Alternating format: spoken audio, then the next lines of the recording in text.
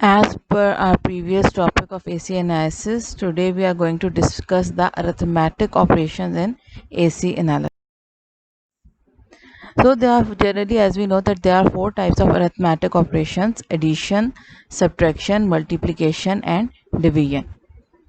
Now we are going to study how can we perform these arithmetic operations in our AC circuits on AC parameters, right? So first of all, we are going to discuss addition and subtraction. As we know that when we are considering DC circuits, we are having a resistors in those DC circuits, and we have to add up the resistances of those DC circuits to find out the R total. So what we will do in that DC type of circuit, that we will just add up R1, R2, and so on, depending on the type of resistors given, and we are simply going to find out their series or parallel combination as per given conditions or circuits. But in our AC circuits, we have to follow different protocols, as we have discussed in our previous lecture, that we know how to convert a rectangular form into polar form and polar form into rectangular form. The conversion of rectangular into polar and polar into rectangular is implementing over here in our arithmetic operation. So in case of addition and subtraction, we have to convert our form into rectangular if it is in polar, or if it is already in rectangular, then it would be convenient for us. It is more preferable to find out the value if we have to find out the addition or subtraction of given parameters in rectangular form, right? So if we say that we have two variables z1 and z2, z1 is x1 plus j y1. You know that j is an imaginary part of our complex number.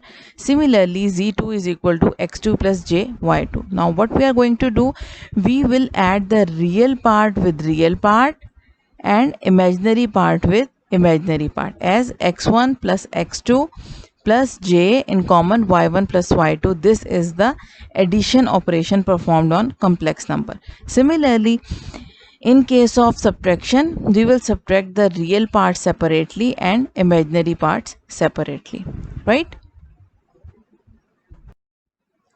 Now, multiplication and division. In case of multiplication and division, instead of using rectangular form, we will prefer polar form, right?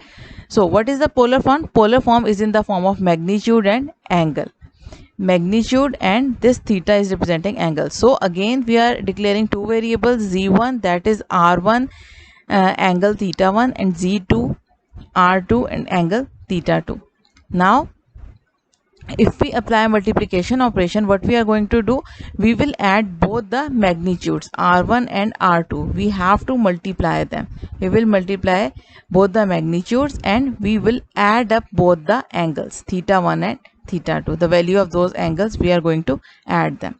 And in case of division, if we divide z1 and z2, then again the same polar form, r1 divided by r2, and theta 1 has been subtracted from theta 2 to get the original value. This is the same fractional operation.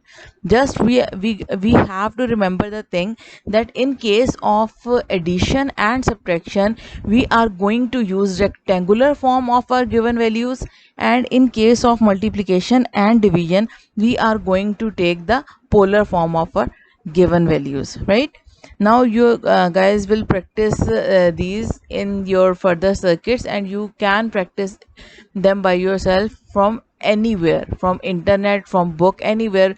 The kind of questions you get in your book, you can simply add them or subtract them and multiply and divide them by converting them into rectangular and polar forms, just for your practice. Okay.